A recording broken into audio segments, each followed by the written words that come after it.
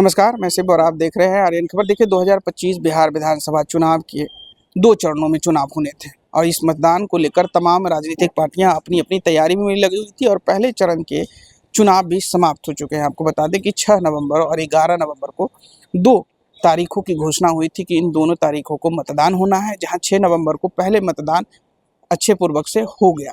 लेकिन वहीं आज दूसरे चरण का मतदान होकर ये बिहार विधानसभा चुनाव का आखिरी मतदान है और इस मतदान के बाद तमाम राजनीतिक पार्टियों के और तमाम प्रत्याशियों के जो किस्मत है वो पेटियों में पैक हो जाएगी। बात करें पहले चरण के मतदाताओं के, तो पहले चरण में जो मतदाता मतदान किए थे उसमें 13.13% ही मतदाता 9 बजे तक के समय में किए थे। लेकिन अभी सुबह से ही ये जो डाटा मिल रहा है वो 14.55% का 9 बजे का डाटा और 11 बजे का जो डाटा मिलता हुआ नज़र आ रहा है।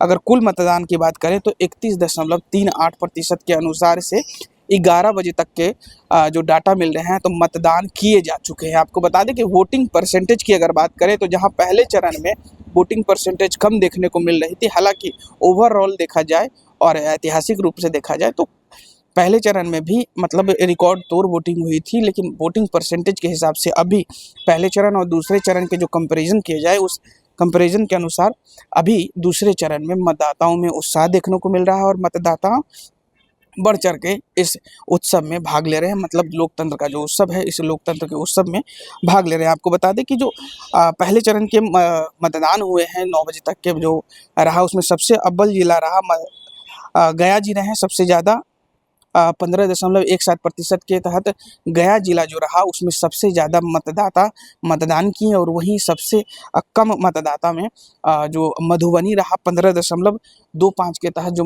मधुबनी के जो मतदाता थे उन्होंने मतदान किया। हालांकि ये जो डाटा है सुबह 9 बजे का डाटा है, वहीं 11 बजे का जो डाटा हमें मिला है उसमें सबसे ज़्यादा मतदान करने वाले जो ज़िला है वो किशनगंज है, जो 34.74% के रेट से आगे बढ़ रहे हैं और सुबह 11 बजे तक किशनगंज सबसे आगे चल रहा है वोटिंग परसेंटेज के हिसाब से। वहीं मतदाता सबसे कम है, जहां के मतदाता अभी ने 11 बजे तक के डाटा के अनुसार जो सबसे कम वोट पड़े हैं वो नवादा जिले से पड़े हैं, जो 29.02% के तहत मतदान पड़े। लेकिन हालांकि जो अगर पहले चरण की कंपैरिजन में दूसरे चरण की बात करें तो दूसरे चरण में 11 बजे भी और 9 बजे भी मतलब जो 2 घंटे का टाइम के अंतराल जो डाटा मिलता है उस डाटा के अनुसार पहले चरण के मुकाबले दूसरे चरण में मतदाताओं में उत्साह देखने को मिल रहा है और मतदाता बढ़ चढ़ कर मतदान कर रहे हैं। अब देखना होगा कि पूरा ओवरऑल का जो डाटा है वो लगभग 5 बजे मिल जाता है, 5 से 6 बजे के बीच। हम आपको 5 से 6 बजे के बीच वो भी डाटा उपलब्ध करवाएंगे, एक एक डाटा पर